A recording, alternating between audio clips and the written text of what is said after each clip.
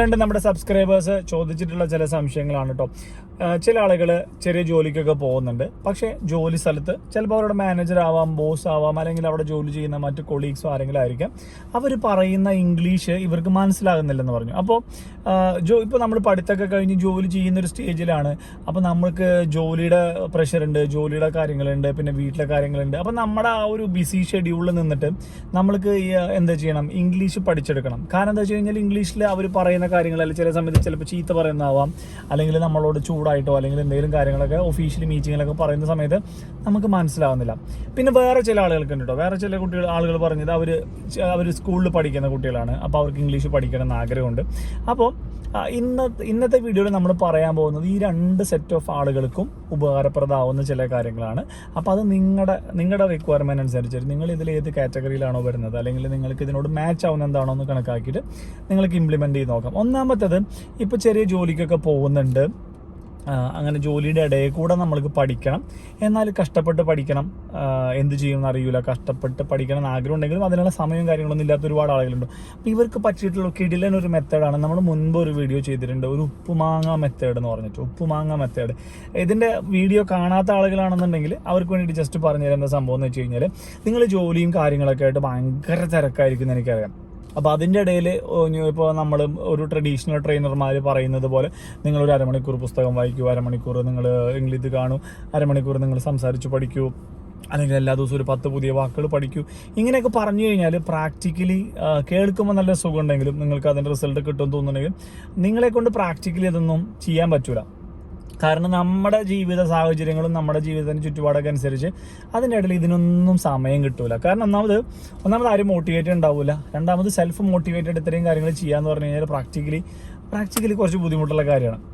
അപ്പോൾ ഇത്തരം ആളുകൾക്ക് ചെയ്യാൻ പറ്റില്ല കിട്ടുന്ന മെത്തേഡാണ് ഉപ്പുമാങ്ങ മെത്തേഡ് എന്ന് പറഞ്ഞാൽ. ഉപ്പുമാങ്ങ മെത്തേഡ് എന്ന് പറഞ്ഞു കഴിഞ്ഞാൽ വളരെ സിമ്പിളാണ്.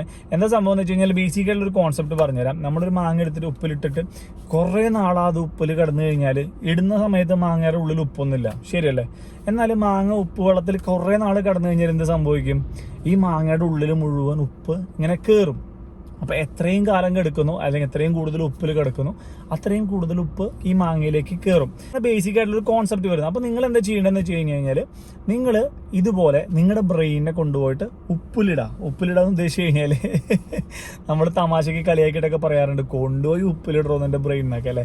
അപ്പോൾ അതുപോലെ അതേ സെയിം കോൺസെപ്റ്റ് എടുത്തിട്ട് നമ്മൾ ഇവിടെ ഇംപ്ലിമെൻറ്റ് ചെയ്യാൻ പോവാണ്. എന്താ സംഭവം എന്ന് വെച്ച് കഴിഞ്ഞാൽ, നമ്മുടെ ഇവിടെ ഉപ്പ് എന്ന് പറയുന്നത്, ഉപ്പുവെള്ളം എന്ന് പറയുന്ന സംഭവം നമ്മൾ ഉദ്ദേശിക്കുന്നത് ഇംഗ്ലീഷിനെയാണ്. അപ്പോൾ നമ്മൾ ചെയ്യേണ്ട ഇത്ര മാത്രമേ ഉള്ളൂ. നമ്മളിപ്പോൾ ഒരു വീട്ടിൽ നിന്ന് ഓഫീസിലേക്ക് പോകുന്ന ഒരു സമയം ഉണ്ടാവും, ചിലപ്പോൾ ഒരു അരമണിക്കൂർ സമയം ഉണ്ടാവും, അല്ലെങ്കിൽ ഓഫീസിൽ ബ്രേക്ക് കിട്ടുന്ന ഒരു സമയം ഉണ്ടാവും, അല്ലെങ്കിൽ നമ്മൾ വീട്ടിൽ തിരിച്ചു വന്നു കഴിഞ്ഞാൽ നമ്മൾ ഉറങ്ങുന്നതിന് മുൻപ് ഒരു അരമണിക്കൂർ സമയം, 1 മണിക്കൂർ സമയം, അല്ലെങ്കിൽ നിങ്ങൾ വീട്ടിലൊരു ജോലികൾ ചെയ്തുകൊണ്ടിരിക്കുകയാണ്, നിങ്ങൾ യാത്ര ചെയ്തുകൊണ്ടിരിക്കുകയാണ്, നിങ്ങൾ എന്തെങ്കിലും കാര്യത്തിൽ ഭയങ്കര തിരക്കായിട്ട് എന്തെങ്കിലും ചെയ്തുകൊണ്ടിരിക്കുന്ന സമയത്താണെങ്കിൽ പോലും നിങ്ങൾക്ക് ചെയ്യാൻ പറ്റുന്ന ഒരു സംഭവം എന്ന് വെച്ച് കഴിഞ്ഞാൽ, ഒന്നുകിൽ നിങ്ങൾക്ക് വളരെ ഉറക്കെ അല്ലെങ്കിൽ അത്യാവശ്യം കേൾക്കുന്ന രീതിയിൽ നിങ്ങൾക്ക് ഇംഗ്ലീഷിലുള്ള ഏതെങ്കിലും ആളുകളുടെ സംസാരം, ഏതെങ്കിലും ടോക്ക്, അതായത് ഇന്ന സബ്ജക്റ്റ് വേണമെന്നോ ഇന്ന ആളുടെ ടോക്ക് വേണമെന്നോ ഇന്നത് വേണമെന്നോ യാതൊരു നിർബന്ധമില്ല.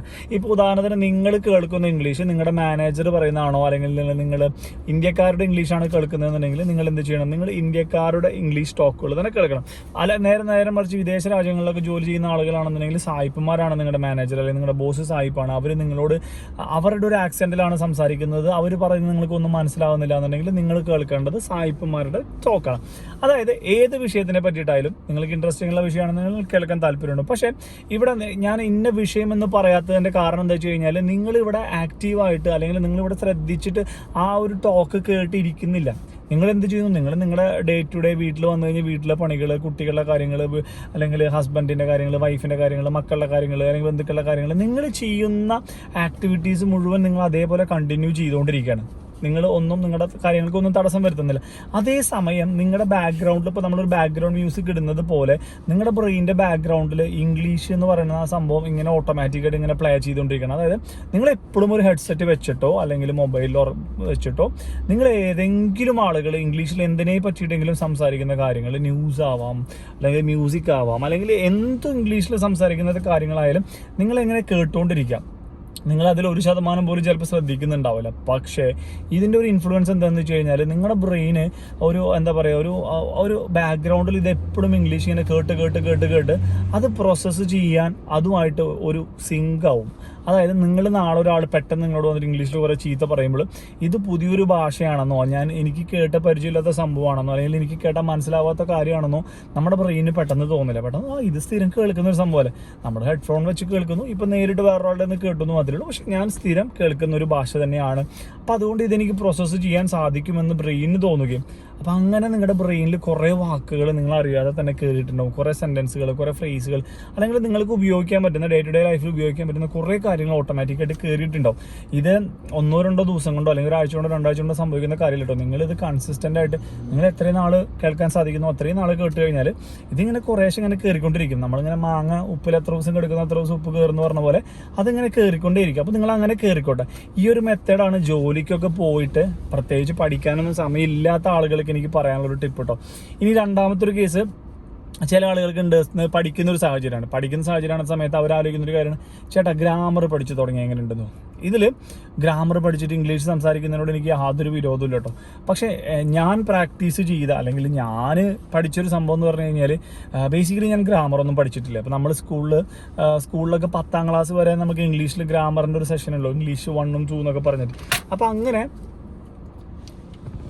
അങ്ങനെ ഇംഗ്ലീഷിൽ ആ സമയത്ത് ഗ്രാമർ പഠിച്ചതല്ലാണ്ട് പ്രത്യേകിച്ച് ഗ്രാമർ പഠിച്ചിട്ടല്ല ഞാൻ ഇംഗ്ലീഷ് സംസാരിച്ച് പഠിച്ചത്. ഞാൻ വിശ്വസിക്കുന്ന ഒരു തിയറി എന്ന് പറഞ്ഞു കഴിഞ്ഞാൽ ഒരു ഭാഷ സംസാരിച്ച് പഠിക്കണം എന്നുണ്ടെങ്കിൽ ഒരിക്കലും ഗ്രാമർ പഠിക്കേണ്ട യാതൊരു ആവശ്യമില്ല. ഗ്രാമർ വേണ്ട എന്നല്ല ഞാൻ ഉദ്ദേശിച്ചത്, ഗ്രാമർ പഠിക്കേണ്ട യാതൊരു ആവശ്യമില്ല ഒരു ഭാഷ സംസാരിക്കണമെങ്കിലോ എഴുതണമെങ്കിലോ വായിക്കണമെങ്കിലോ. കാരണം എന്താ വെച്ച് കഴിഞ്ഞാൽ ഫോർ എക്സാമ്പിൾ നമ്മളിന്ന് പച്ചവെള്ളം പോലെ സംസാരിക്കുന്ന നമ്മുടെ ഈ മാതൃഭാഷയായിട്ടുള്ള മലയാളം ആയാൽ പോലും, നമ്മൾ അല്പമൊക്കെ തട്ടിമുട്ടിയും പറയുന്ന തമിഴായാലും അത്യാവശ്യം കുഴപ്പമില്ലാതെ പറയുന്ന ഹിന്ദി ആയാൽ പോലും നമ്മൾ ഒന്നും ഗ്രാമർ പഠിച്ചിട്ടല്ല നമ്മൾ ഈ കാര്യങ്ങളൊന്നും സംസാരിക്കുന്നത് അല്ലേ. കാരണം എന്താ വെച്ച് കഴിഞ്ഞാൽ സംസാരിക്കണം എന്നുണ്ടെങ്കിൽ ഗ്രാമറിൻ്റെ യാതൊരു നിർബന്ധമില്ല. നമ്മളൊരാളോട് ഒരു വ്യക്തിയോട് സംസാരിക്കാൻ പോകുന്ന സമയത്ത് ഇതിലിപ്പോൾ കർത്താവ്, കർമ്മം, ക്രിയ അല്ലെങ്കിൽ അങ്ങനെയൊന്നും നമ്മൾ ചിന്തിച്ചിട്ടല്ല സംസാരിക്കുന്നത് അല്ലേ. നമ്മളങ്ങോട്ട് സംസാരിക്കുന്നു, നമ്മളത് സംസാരിച്ച് ശീലമാവുന്നു. അപ്പം ഇങ്ങനെ ഒരു സിറ്റുവേഷൻ വന്നു കഴിഞ്ഞാൽ ഇങ്ങനെയാണ് സംസാരിക്കുക നമ്മൾ പഠിച്ചു വെച്ചിട്ടുണ്ട്. അപ്പോൾ അതുപോലെ തന്നെ നമ്മൾ ഗ്രാമർ പഠിച്ചിട്ട് നിങ്ങൾ ഇംഗ്ലീഷ് സംസാരിക്കാൻ തുടങ്ങുകയാണെന്നുണ്ടെങ്കിൽ പ്രാക്ടിക്കലി നേരിടുന്ന ഒരു ബുദ്ധിമുട്ട് എന്താ വെച്ച് കഴിഞ്ഞാൽ നിങ്ങൾക്ക് ഭയങ്കര കൺഫ്യൂഷനോ, ഇവിടെ ഞാൻ ഹാവ് വെക്കണോ ഹാഡ് വെക്കണോ അല്ലെങ്കിൽ ഹാഡ് വെക്കണോ, ഇങ്ങനെ ഒരുപാട് സംശയങ്ങൾ വരും. അപ്പോൾ എന്താ സംഭവം എന്ന് വെച്ച് കഴിഞ്ഞാൽ ഞാൻ പറയുന്നത് തെറ്റിപ്പോവോ എന്നുള്ളിലുള്ള പേടിയുള്ളത് കൊണ്ട് നിങ്ങൾ പറയുന്നത് ശരിയായാലും തെറ്റായാലും നിങ്ങളുടെ ബ്രെയിൻ പറയും മോനെ വേണ്ട. കാരണം എന്താ വെച്ച് കഴിഞ്ഞാൽ ഇവിടെ നീ പറഞ്ഞു കഴിഞ്ഞാൽ തെറ്റാനുള്ള സാധ്യതയുണ്ട്, തെറ്റി കഴിഞ്ഞാൽ ആളുകൾ നിന്നെ കളിയാക്കാനുള്ള സാധ്യതയുണ്ട്, കളിയാക്കി കഴിഞ്ഞാൽ നിനക്കത് വിഷമാവാനുള്ള സാധ്യതയുണ്ട്, വിഷമായി കഴിഞ്ഞാൽ പിന്നെ അത് വേണ്ട, ബുദ്ധിമുട്ടാവും. അപ്പോൾ അത്തരത്തിലുള്ള ഒരു ഇന്റേണൽ പ്രഷർ വരുന്നുണ്ട്, ബ്രെയിൻ നിങ്ങളെ തന്നെ പിന്നോട്ട് വലിക്കും. വേണ്ട, നിനക്ക് അറിയാത്തൊരു കാര്യമാണ്, ഉറപ്പില്ലാത്ത കാര്യമാണ്, നീ പറയേണ്ടെന്ന് പറയും. പക്ഷെ നേരെ മറിച്ച് എന്ത് സംഭവിക്കുന്നറിയോ, അവിടെ ഗ്രാമർ എന്ന് പറഞ്ഞ കാര്യത്തിന് നല്ല ഇമ്പോർട്ടൻസ് ഇല്ല. നിങ്ങൾക്ക് പറയാനുള്ള അഭിപ്രായം നിങ്ങളവിടെ പറഞ്ഞിരുന്നുവെങ്കിൽ നിങ്ങൾ ഒരു പക്ഷേ സ്കോർ ചെയ്തേനെ. പക്ഷെ നമുക്ക് ഇത് തെറ്റിപ്പോകുന്ന ഭയം ഉള്ളത് കൊണ്ട് നമ്മളവിടെ പറഞ്ഞില്ല. പക്ഷെ നേരെ മറിച്ച് നമ്മൾ ഗ്രാമർ ചിന്തിക്കാതെ നമ്മൾ സംസാരിക്കണം, ആരുടെ മുമ്പിലും സംസാരിക്കണം എന്നുള്ള ഒരു ആഗ്രഹത്തോടു കൂടി സംസാരിക്കുകയാണെന്നുണ്ടെങ്കിലോ നിങ്ങൾ തീർച്ചയായിട്ടും അവിടെ സംസാരിക്കുകയും നിങ്ങൾ സ്കോർ ചെയ്യുകയും അല്ലെങ്കിൽ ഒരുപക്ഷെ നിങ്ങളെ ആരെങ്കിലും കളിയാക്കുകയും ചെയ്യും. ആ കളിയാക്കലിൽ നിന്ന് മോട്ടിവേഷൻ ഉൾക്കൊണ്ടുകൊണ്ട് നിങ്ങൾ ഇംഗ്ലീഷ് എന്ന് പറയുന്ന ഭാഷ സംസാരിക്കാൻ കൂടുതലായിട്ട് നിങ്ങൾ എന്താ പറയുക മോട്ടിവേഷൻ കിട്ടുകയും ചെയ്യും. അപ്പോൾ ഇതാണ് ബേസിക്കലി ഗ്രാമർ പഠിച്ചിട്ട് ഞാൻ ഇംഗ്ലീഷ് സംസാരിക്കുമെന്ന് പറയുന്ന ആളുകളോട്, തുടക്കക്കാരായിട്ടുള്ള ആളുകളോട് പറയാനുള്ളത്. അല്ല നിങ്ങളൊരു 6ാം ക്ലാസ്സിലോ 8ാം ക്ലാസ്സിലോ 10ാം ക്ലാസ്സിലൊക്കെ പഠിക്കുന്ന കുട്ടിയാണ്, ചേട്ടാ ഞാൻ ഗ്രാമർ പഠിച്ചിട്ട് ഇംഗ്ലീഷ് സംസാരിച്ച് പഠിച്ചോട്ടെ എന്ന് ചോദിച്ചു കഴിഞ്ഞാൽ തീർച്ചയായിട്ടും നിങ്ങൾക്കത് ചെയ്യാം. കാരണം എന്താ വെച്ച് കഴിഞ്ഞാൽ നിങ്ങളുടെ ഒരു ഡിഗ്രി പോസ്റ്റ് ഗ്രാജുവേഷനൊക്കെ കഴിയുന്നത് വരെ നിങ്ങൾക്ക് ഗ്രാമർ പഠിക്കാൻ ഇഷ്ടം പോലെ സമയം എടുക്കുന്നുണ്ട്. അപ്പോൾ അത്രയും കാലഘട്ടത്തിനുള്ളിൽ ഫുൾ ഗ്രാമർ പഠിച്ചു കഴിഞ്ഞാൽ നിങ്ങൾക്ക് അടിപൊളിയായിട്ട് സംസാരിക്കാം, യാതൊരു കുഴപ്പമില്ല കേട്ടോ. ഞാൻ പറഞ്ഞത് അങ്ങനെ ഗ്രാമർ പഠിച്ചെടുക്കാൻ സമയമില്ലാത്ത ആളുകൾക്കാണെന്നുണ്ടെങ്കിൽ തീർച്ചയായിട്ടും ഗ്രാമർ എന്ന് പറയുന്നത് ഒരു അത്യാവശ്യ ഘടകമല്ല സംസാരിച്ച് തുടങ്ങണം എന്നുണ്ടെങ്കിൽ. അപ്പോൾ ഇത്രയും കാര്യങ്ങളാണ് ബേസിക്കായിട്ട് ഇത്തരത്തിലുള്ള സംശയമുള്ള ആളുകളോട് പറയാനുള്ള സംഭവങ്ങൾ. അപ്പോൾ ഇത് നിങ്ങൾക്ക് ഉപകാരപ്രദമായി എന്ന് തോന്നുന്നു. ഇനി ഉപകാരപ്രദമായി അല്ലെങ്കിൽ നിങ്ങൾക്ക് എന്തെങ്കിലും ഡൗട്ടുകളുണ്ട്, അപ്പം എന്നെക്കൊണ്ട് അറിയാവുന്ന കാര്യങ്ങളാണെന്നുണ്ടെങ്കിൽ തീർച്ചയായിട്ടും ഞാൻ പറഞ്ഞു തരുന്നതായിരിക്കും. കാരണം ഞാനും ഇതേപോലെ എല്ലാ ദിവസവും ഇങ്ങനെ ഉപ്പിലിട്ട പോലെ ഇങ്ങനെ പഠിച്ചുകൊണ്ടിരിക്കുകയാണ്.